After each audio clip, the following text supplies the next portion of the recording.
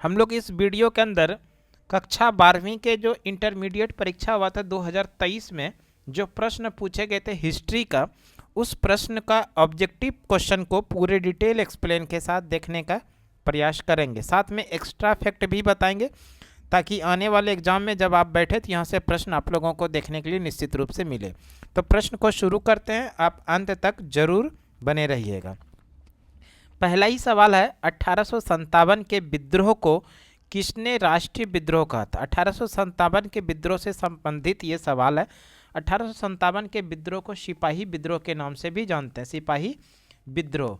और ये सिपाही विद्रोह के जो नायक थे वो नायक थे मंगल पांडे नामक सिपाही, मंगल पांडे। और ये 1857 का जो विद्रोह शुरू हुआ था 10 मई 1857 को मेरठ के छावनी से। 1857 के विद्रोह को राष्ट्रीय विद्रोह जो कहा था ये कहा था डिजरेली ने। यह ध्यान रखिएगा, किसने कहा था? डिजरेली। और डिजरेली ऑप्शन में है नहीं, तो अकॉर्डिंग टू ऑप्शन हम लोग जो करेंगे सावरकर करेंगे। इस सावरकर ने 1857 की क्रांति को स्वतंत्रता संग्राम की पहली लड़ाई कहा था।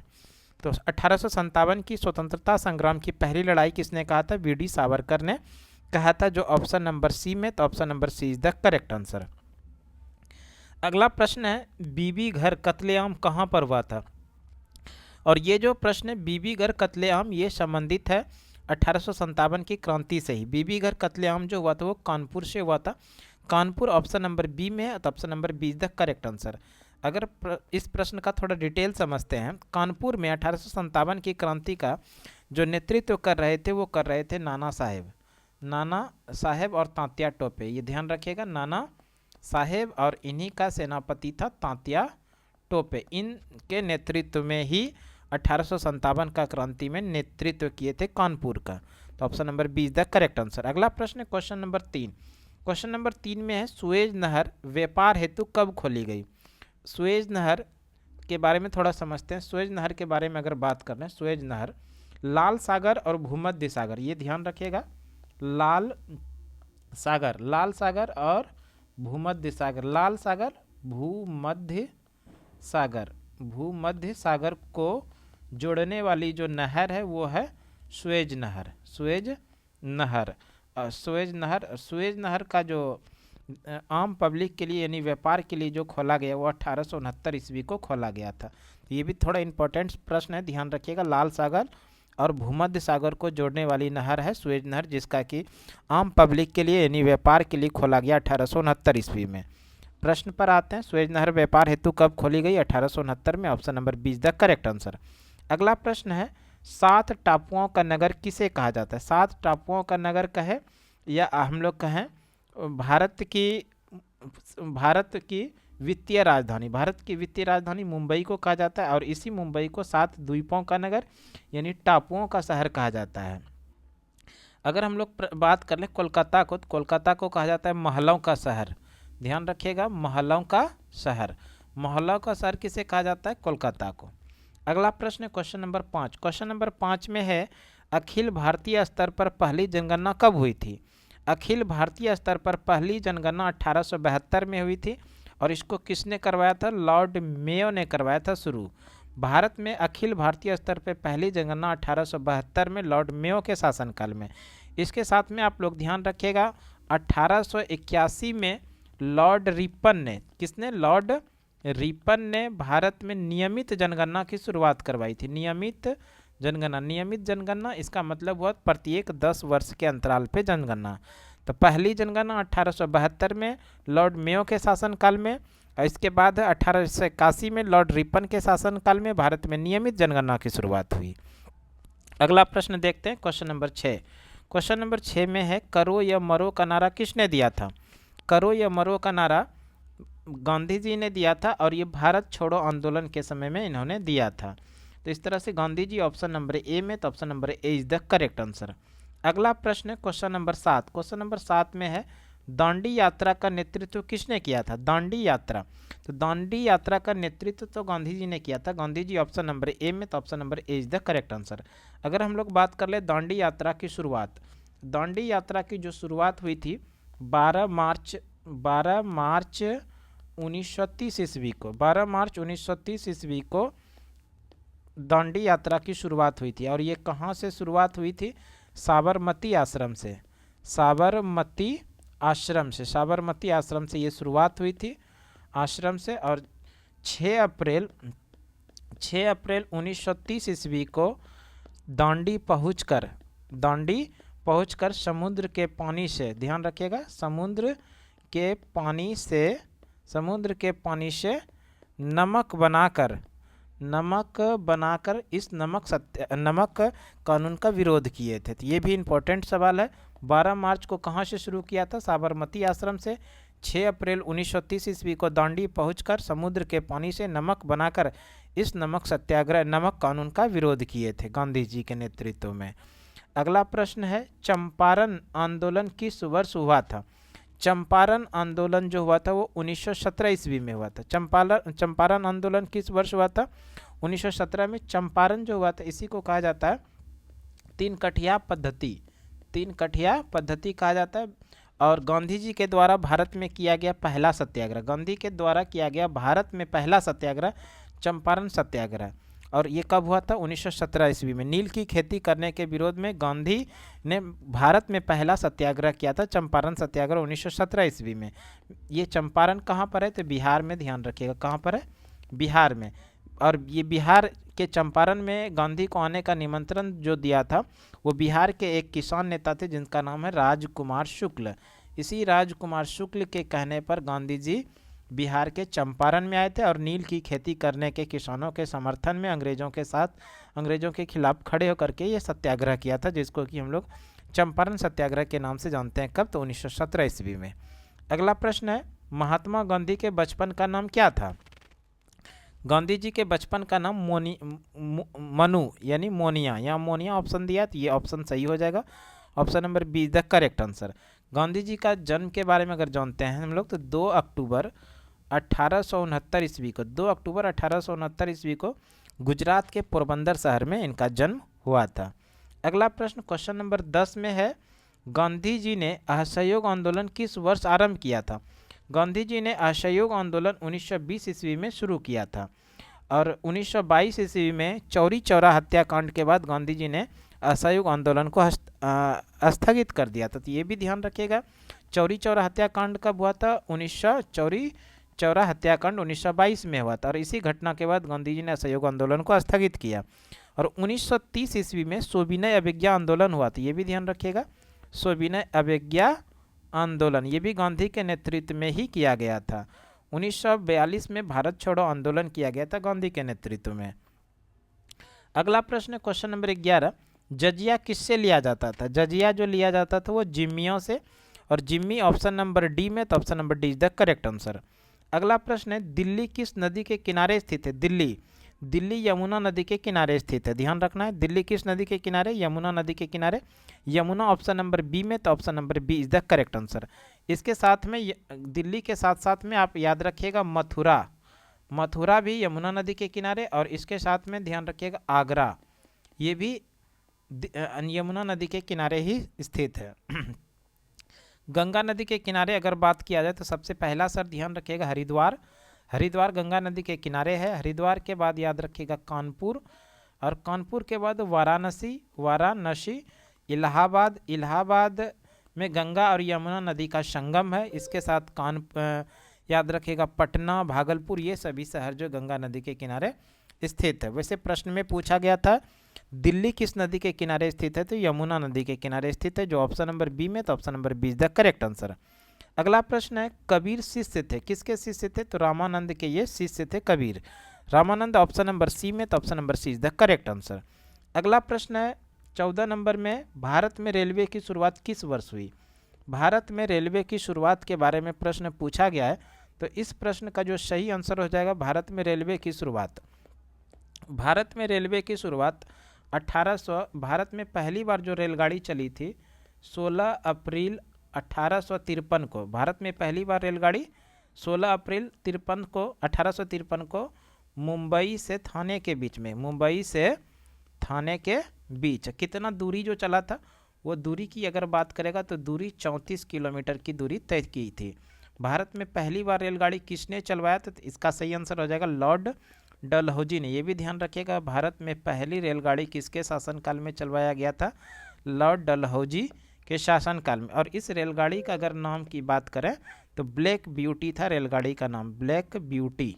रेलगाड़ी का क्या नाम था? Black beauty. भारत में इस तरह से पहली बार रेलगाड़ी 16 अप्रैल 1853 को मुंबई से थाने के बीच में, दूरी 34 किलोमीटर।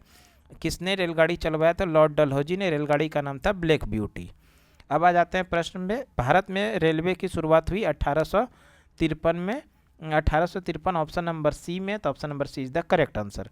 अगला प्रश्न है, महात्मा गांधी की आत्मकथा किस भाषा में है? महात्मा गांधी की आत्मकथा माई एक्सपेरिमेंट विथ ट्रूथ, ये जो कि 1927 में प्रकाशित हुआ था। और इसकी अगर भाषा की बात करेगा तो ये भाषा है गुजराती भाषा। महात्मा गांधी की आत्मकथा माई एक्सपेरिमेंट विथ ट्रूथ किस भाषा में? गुजराती भाषा में, जिसका प्रकाशन 1927 में हुआ था। तो गुजराती ऑप्शन नंबर बी में है, option number B is the correct answer. अगला प्रश्न है, बंगाल के विभाजन की घोषणा किस वर्ष हुई थी? बंगाल के विभाजन की घोषणा 1905 ईस्वी में हुआ था। और इस घोषणा को किसने किया था? लॉर्ड कर्जन ने। इसी लॉर्ड कर्जन ने बंगाल को दो प्रांतों में विभाजित कर दिया था, पूर्वी बंगाल और पश्चिमी बंगाल। कब घोषणा हुआ था? 1905 ईस्वी में। और इसी बंगाल विभाजन के विरोध में बंगाल के लोगों ने कलकत्ता के टाउन हॉल में जाकर के स्वदेशी वस्तुओं को अपनाया था और विदेशी वस्तुओं का होली जलाई थी, जो कि वहाँ पर आंदोलन हुआ था, जिसको कि हम लोग स्वदेशी आंदोलन भी कहते हैं, बहिष्कार आंदोलन भी कहते हैं और बंग भंग आंदोलन भी कहते हैं। तो अगर आप लोग से प्रश्न पूछा जाए स्वदेशी आंदोलन कब हुआ तो 1905 में, बंग भंग आंदोलन कब हुआ 1905 में, और बहिष्कार आंदोलन कब हुआ तो 1905 में। और ये तीनों ही आंदोलन हुआ था 7 अगस्त 1905 को, 7 अगस्त 1905 को। इसलिए प्रत्येक वर्ष 7 अगस्त को मनाया जाता है हथकरघा दिवस। अगला प्रश्न है क्वेश्चन नंबर 17। क्वेश्चन नंबर 17 में भारतीय राष्ट्रीय कांग्रेस के संस्थापक कौन थे? भारतीय राष्ट्रीय कांग्रेस के संस्थापक जो थे वो ए.ओ. ह्यूम थे। ए.ओ. ह्यूम ने भारतीय राष्ट्रीय कांग्रेस की स्थापना किया था। कब किया था? तो ये भी ध्यान रखिएगा, 28 दिसंबर 1885 को। कहाँ पर? मुंबई में। मुंबई में तेजपाल संस्कृत महाविद्यालय में इसकी स्थापना की गई थी। संस्थापक सदस्यों की संख्या कितने प्रतिनिधियों ने भाग लिया था? 72 प्रतिनिधि ने इसमें भाग लिए थे पहले अधिवेशन में। अगर बात किया जाए पहले अधिवेशन की अध्यक्षता किसने किया था? WC बनर्जी यानी वेमेश चंद्र बनर्जी ने प्रथम अधिवेशन की अध्यक्षता किया था। अगला प्रश्न है क्वेश्चन नंबर 18। क्वेश्चन नंबर 18 में है, भारत किस वर्ष गणतंत्र हुआ? यानी भारत का संविधान जो है किस वर्ष लागू किया गया था? ध्यान रखना है हम लोगों को, 26 जनवरी 1950 ईस्वी को भारत का संविधान को लागू किया गया, इसलिए भारत गणतंत्र हुआ 1950 को। Option number B is the correct answer. Question number 19 में है, घोड़े की हड्डियां का साक्ष्य कहाँ से मिले हैं? घोड़े की हड्डियां का साक्ष्य मिला है सुरकोतदा से, जो ऑप्शन नंबर सी में है, तो option number C is the correct answer. अगला प्रश्न है, सर्वाधिक प्राचीन स्मृति ग्रंथ कौन सा है? सर्वाधिक प्राचीन स्मृति ग्रंथ जो है मनुस्मृति है। मनुस्मृति ऑप्शन नंबर सी में, तो option number C is the correct answer. अगला प्रश्न है क्वेश्चन नंबर 21 में, अल-बरूनी का जन्म कहाँ हुआ था? अल-बरूनी का जन्म ख्वारिज्म में हुआ था। ख्वारिज्म ऑप्शन नंबर ए में, तो option number A is the correct answer. अगर अल-बरूनी के बारे में बात करें तो अल-बरूनी भारत में मोहम्मद गजनवी के साथ में भारत आए थे। मोहम्मद गजनवी, अल-बरूनी भारत में किसके साथ आए थे? मोहम्मद गजनवी के साथ भारत आए थे। और इस अल-बरूनी का जन्म ख्वारिज्म में हुआ था। अगला प्रश्न है क्वेश्चन नंबर 22। क्वेश्चन नंबर 22 में है, रैयतवाड़ी बंदोबस्त कहाँ लागू किया गया था? रैयतवाड़ी बंदोबस्त जो लागू किया गया था मुंबई एवं मद्रास में लागू किया गया था। मुंबई और मद्रास ऑप्शन नंबर डी में है, तो option number D is the correct answer. अगला प्रश्न है, महलवाड़ी बंदोबस्त कहाँ लागू किया गया था? उत्तर भारत में। उत्तर भारत में, और उत्तर भारत में जो आता है उत्तर प्रदेश, मध्य प्रदेश, हरियाणा, पंजाब, ये सारा जो राज्य है उत्तर भारत में आता है। यहाँ पर महलवाड़ी बंदोबस्त लागू किया गया था। इसके साथ में आप लोग ध्यान रखिएगा, महलवाड़ी व्यवस्था उत्तर भारत में, और अस्थाई बंदोबस्त ये भी ध्यान रखना है हम लोगों को। अस्थाई बंदोबस्त, अस्थाई बंदोबस्त जो लागू किया गया था वो बंगाल में। अगला प्रश्न है, मुंडा विद्रोह का नेता कौन थे? मुंडा विद्रोह के जो प्रमुख नेता थे वो बिरसा मुंडा थे। Birsa Munda option number A में, तो option number A is the correct answer. Fort William कहाँ स्थापित किया गया था? फोर्ट विलियम जो है कलकत्ता में स्थापित किया गया था। और इस फोर्ट विलियम का जो निर्माण करवाया था लॉर्ड वेलेजली ने। लॉर्ड वेलेजली ने फोर्ट विलियम कॉलेज की स्थापना कोलकाता के अंदर करवाया गया था। Option number B is the correct answer. अगला प्रश्न है, सर्वे ऑफ इंडिया का गठन किया गया था, यानी सर्वे ऑफ इंडिया का गठन कब किया गया था? 1767 ईस्वी में किया गया था। 1767 ऑप्शन नंबर ए में, तो option number A is the correct answer. अगला प्रश्न है, संविधान सभा में कुल कितने सदस्य थे? संविधान सभा का जो गठन किया गया था उसमें कुल मिला के 389 सदस्य था। 389 ऑप्शन नंबर डी में है, तो option number D is the correct answer. अगला प्रश्न है, तलवंडी किसका जन्म स्थान है? तलवंडी जो है गुरु नानक जी का जन्म स्थान है। गुरु नानक जी का जन्म 1469 ईस्वी में तलवंडी में हुआ था, है ना। गुरु नानक देव जी जो सिख धर्म के पहले गुरु हुए, तो इस तरह से सिख धर्म की शुरुआत किया गुरु नानक देव जी ने, जिसका जन्म 1469 ईस्वी में तलवंडी में हुआ था। अगला प्रश्न है, भारत में अंतिम मुगल शासक कौन था? भारत का अंतिम मुगल शासक जो था वो था बहादुर शाह जफर द्वितीय। बहादुर शाह जफर द्वितीय ऑप्शन नंबर डी में, तो option number D is the correct answer. अगर बात किया जाए भारत में प्रथम मुगल शासक कौन थे, तो वो थे बाबर, और इसी बाबर ने भारत में मुगल वंश की स्थापना किया पानीपत के प्रथम युद्ध के बाद। अगला प्रश्न है, गांधी जी का जन्म कब हुआ था? गांधी जी का जन्म 2 अक्टूबर 1869 ईस्वी को गुजरात के पोरबंदर में हुआ था। 1869 ऑप्शन नंबर सी में, तो option number C is the correct answer. अगला प्रश्न है क्वेश्चन नंबर 31 में है, 1942 में कौन सा आंदोलन हुआ था? 1942 ईस्वी में आंदोलन जो हुआ था वो भारत छोड़ो आंदोलन हुआ था। भारत छोड़ो आंदोलन 1942 ईस्वी में हुआ था। Option number D is the correct answer. असहयोग आंदोलन 1920 से 1922 तक चला था, और खिलाफत आंदोलन 1919 ईस्वी में हुआ था। सविनय विज्ञान आंदोलन 1930 ईस्वी में हुआ था। नेक्स्ट क्वेश्चन है क्वेश्चन नंबर 22। क्वेश्चन नंबर 22 में सुभाष चंद्र बोस भारतीय राष्ट्रीय कांग्रेस के अध्यक्ष कब चुने गए थे? सुभाष चंद्र बोस भारतीय राष्ट्रीय कांग्रेस के अध्यक्ष जो बने थे 1938 में बने थे और 1939 में बने थे। 1938 में जो बने थे वो बने थे हरिपुरा अधिवेशन की अध्यक्षता किया था, हरिपुरा। और 1939 में जो बने थे वो त्रिपुरी अधिवेशन की अध्यक्षता किए थे। तो इस तरह से भारतीय राष्ट्रीय कांग्रेस के अध्यक्ष सुभाष चंद्र बोस 1938 और 1939 दोनों में बने थे। तो ऑप्शन नंबर सी में, तो option number C is the correct answer. अगला प्रश्न है क्वेश्चन नंबर 33 में है, काला कानून किसे कहा जाता है? काला कानून, इसी को रॉलेट एक्ट के नाम से जानते हैं। रॉलेट एक्ट जो भारत में 1919 ईस्वी में आया था, इसी को काला कानून कहा जाता था। इसी काला कानून के अंदर किसी व्यक्ति को बिना अपराध किए फिर भी कोई जुर्म किए बगैर उनको गिरफ्तार किया जा सकता था, जिसके कारण कि इसको नो अपील, नो दलील और नो वकील का कानून कहा जाता है। नो वकील का कानून कहा जाता था। तो इस तरह से रॉलेट एक्ट भारत में 1919 में आया। इसी रॉलेट एक्ट का नाम है काला कानून। नो अपील, नो दलील, नो वकील का कानून। ऑप्शन नंबर ए में Rowlatt act, option number A is the correct answer. अगला प्रश्न है 1939 में फॉरवर्ड ब्लॉक की स्थापना किसने की थी?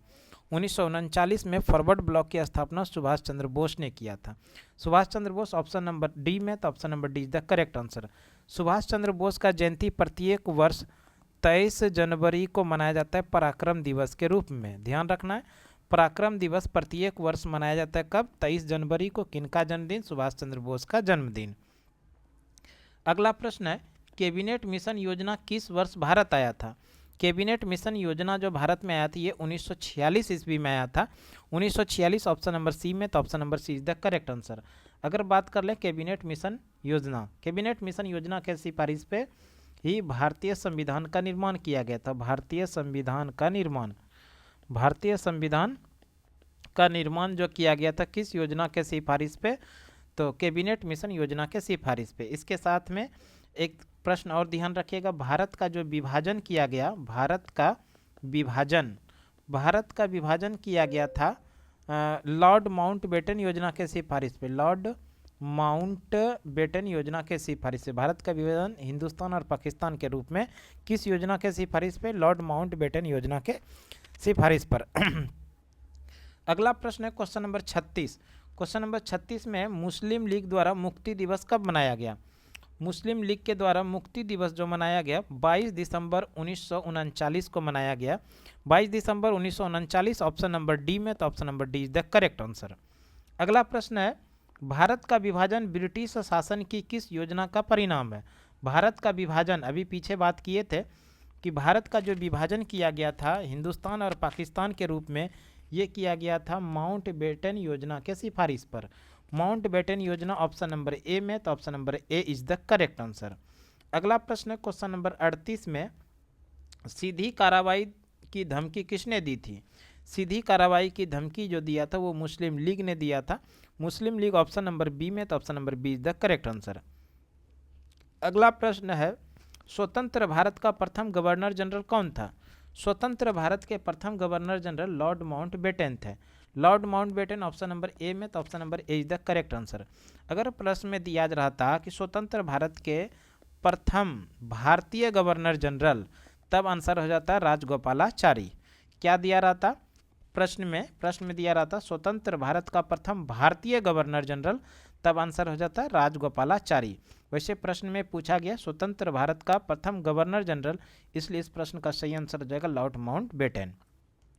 दोनों प्रश्न अलग अलग है और दोनों प्रश्न को पूछने का भी तरीका अलग होगा। इसमें जो पूछा जाएगा स्वतंत्र भारत का प्रथम गवर्नर जनरल, तब हम लोग आंसर करेंगे लॉर्ड माउंट बेटन, जो किए हैं हम लोग आंसर। अगर प्रश्न में दिया रहेगा स्वतंत्र भारत का प्रथम भारतीय गवर्नर जनरल, तब आंसर हो जाएगा राजगोपालाचारी। नेक्स्ट क्वेश्चन है क्वेश्चन नंबर 40। क्वेश्चन नंबर 40 में है, भारतीय संविधान सभा के अध्यक्ष कौन थे? भारतीय संविधान सभा के जो अध्यक्ष थे वो थे doctor Rajendra Prasad. Doctor Rajendra Prasad option number B में, तो option number B is the correct answer. और इसके साथ ध्यान रखिएगा डॉक्टर राजेंद्र प्रसाद को संविधान सभा का जो अध्यक्ष चुना गया था 11 दिसंबर 1946 ईस्वी को। डॉक्टर राजेंद्र प्रसाद को संविधान सभा का अध्यक्ष कब चुना गया? 11 दिसंबर 1946 ईस्वी के संविधान सभा के निर्माण के लिए संविधान सभा के लिए अध्यक्ष बनाया गया था। और ये अस्थाई अध्यक्ष बनाया गया था, ये भी ध्यान रखना, अस्थाई अध्यक्ष। और वो अस्थाई अध्यक्ष जो बने थे वो डॉक्टर सच्चिदानंद सिन्हा बनाए गए थे। अगला प्रश्न है क्वेश्चन नंबर 41। 41 में है, मोहनजोदड़ो किस नदी के किनारे स्थित है? मोहनजोदड़ो जो है जो सिंधु नदी के किनारे, इस मोहनजोदड़ो का खोज 1922 ईस्वी में राखल दास बनर्जी के द्वारा किया गया था। मोहनजोदड़ो का खोज राखल दास बनर्जी के द्वारा कब? 1922 ईस्वी में। अगला प्रश्न क्वेश्चन नंबर 42। क्वेश्चन नंबर 42 में, मोहनजोदड़ो का खोज 1922 में किसने की थी? जो प्रश्न हम लोग पीछे पढ़े थे कि 1922 में मोहनजोदड़ो का खोज किया था राखल दास बनर्जी ने। दयाराम साहनी ने 1921 में हड़प्पा का खोज किया था। ध्यान रखना है, हड़प्पा का खोज 1921 में दयाराम साहनी ने किया था। मोहनजोदड़ो के बारे में अगर हम लोग बात करें तो मोहनजोदड़ो सिंधु घाटी सभ्यता का सबसे बड़ा स्थल है। सिंधु घाटी सभ्यता का सबसे बड़ा स्थल मोहनजोदड़ो, जो वर्तमान समय में पाकिस्तान के अंदर है। अगला प्रश्न है क्वेश्चन नंबर 43 43 प्रश्न में है, कालीबंगा कहाँ स्थित है? कालीबंगा जो दिया गया है ये दिया गया है राजस्थान में। कालीबंगा घग्गर नदी के किनारे स्थित है और कहाँ पर? राजस्थान में। राजस्थान ऑप्शन नंबर डी में, तो option number D is the correct answer. अगला प्रश्न है क्वेश्चन नंबर 44 में है, सिंधु सभ्यता में गोदी कहाँ से मिला है? सिंधु सभ्यता में गोदी कहाँ से मिला? तो ये मिला है लोथल से। लोथल जो है किस नदी के किनारे? भोगवा नदी के किनारे है। लोथल सिंधु घाटी सभ्यता का ये प्रमुख बंदरगाह था, इसलिए लोथल को कहा जाता है सिंधु घाटी सभ्यता का व्यापारिक राजधानी कहा जाता है लोथल को, जो वर्तमान समय में गुजरात राज्य के अंदर है। अगला प्रश्न है कि निम्नलिखित देवताओं में कौन सैंधव सभ्यता के प्रमुख देवता थे? सभी देवताओं में सैंधव सभ्यता के सबसे प्रमुख देवता जो थे वो शिव थे। शिव ऑप्शन नंबर बी में, तो option number B is the correct answer. अगला प्रश्न है क्वेश्चन नंबर 46। क्वेश्चन नंबर 46 में है, सम्राट अशोक का संबंध किस वंश से? यानी अशोक का संबंध कौन से वंश से है? संबंध है मौर्य वंश से। मौर्य वंश का ये प्रमुख सबसे महत्वपूर्ण शासक है। और सम्राट अशोक ने प्रसिद्ध युद्ध लड़ा था, जो युद्ध का नाम है 261 ईसा पूर्व, और ये युद्ध है कलिंग का युद्ध। इसी कलिंग के युद्ध में विजय होने के बाद सम्राट अशोक ने अपने जीवन में कभी भी हथियार नहीं उठाने की प्रतिज्ञा किया और साथ में बौद्ध धर्म को अपना लिया। बौद्ध धर्म को अपना ही नहीं लिया बल्कि बौद्ध धर्म के प्रचार प्रसार के लिए अपने पुत्र महेंद्र और पुत्री संघमित्रा को प्रचार प्रसार के लिए इन्होंने श्रीलंका भी भेजा था। साथ साथ में नेपाल का जो क्षेत्र है लुम्बिनी, जहाँ पर गौतम बुद्ध का जन्म हुआ था, उसको कर मुक्त भी कर दिया था। तो इस तरह से सम्राट अशोक पर प्रभाव पड़ा कलिंग के युद्ध के बाद। अगला प्रश्न है क्वेश्चन नंबर 47 में है मेगास्थनीज, ये लिखा जाएगा, मेगास्थनीज भारत में किसके दरबार में आया था? चंद्रगुप्त मौर्य के शासनकाल में मेगास्थनीज भारत आया था। और इसी मेगास्थनीज की एक प्रसिद्ध पुस्तक है जिसका नाम है इंडिका, जरूर याद रखिएगा। इंडिका नामक प्रसिद्ध पुस्तक किसका? मेगास्थनीज का है, जो कि चंद्रगुप्त मौर्य के दरबार में भारत आए थे। अगला प्रश्न है महाभाष्य के लेखक कौन है? महाभाष्य के लेखक जो है वो पतंजलि है। पतंजलि ऑप्शन नंबर डी में, तो option number D is the correct answer. अगला प्रश्न है क्वेश्चन नंबर 49। प्रश्न 49 में है कि प्रयाग प्रशस्ति का संबंध किस गुप्त शासक से है? प्रयाग प्रशस्ति का संबंध है समुद्रगुप्त से। समुद्रगुप्त ऑप्शन नंबर बी में है, option number B is the correct answer. अगर हम लोग बात कर ले गुप्त शासक, गुप्त वंश की स्थापना श्रीगुप्त ने के द्वारा किया गया था, श्रीगुप्त। और गुप्त वंश का शासनकाल जो है भारतीय इतिहास का प्रथम स्वर्ण काल के नाम से इसको जानते हैं। भारतीय इतिहास के प्रथम स्वर्ण काल के नाम से किस काल को जानते हैं? तो गुप्त काल को जानते हैं। अगला प्रश्न है क्वेश्चन नंबर 50। क्वेश्चन नंबर 50 में है किस शासक को प्रियदर्शी कहा गया है? तो सम्राट अशोक का, जो मौर्य वंश का सबसे महत्वपूर्ण शासक है, सबसे बड़ा शासक माना जाता है, सम्राट अशोक का ही अन्य नाम है प्रियदर्शी। तो ऑप्शन नंबर ए में सम्राट Ashok, option number A is the correct answer. तो आज इस तरह से हम लोगों ने क्वेश्चन नंबर 1 से लेकर क्वेश्चन नंबर 50 तक महत्वपूर्ण जो प्रश्न थे उन सभी प्रश्नों को डिटेल एक्सप्लेनेशन के साथ समझने का प्रयास किया। हमें उम्मीद है कि आप लोगों के लिए ये वीडियो अति महत्वपूर्ण हो सकता है। तो इस तरह का वीडियो रेगुलर पाने के लिए हमारे YouTube चैनल सुमन क्लासेस को निश्चित रूप से आप सब्सक्राइब कर लीजिए, और अभी तक नए हैं तो निश्चित रूप से इसको सब्सक्राइब करके शेयर जरूर कर दीजिए। तो आज के क्लास के लिए इतना ही। अगले क्लास में फिर से आप लोगों के साथ मिलते हैं, तब तक के लिए धन्यवाद। जय हिंद।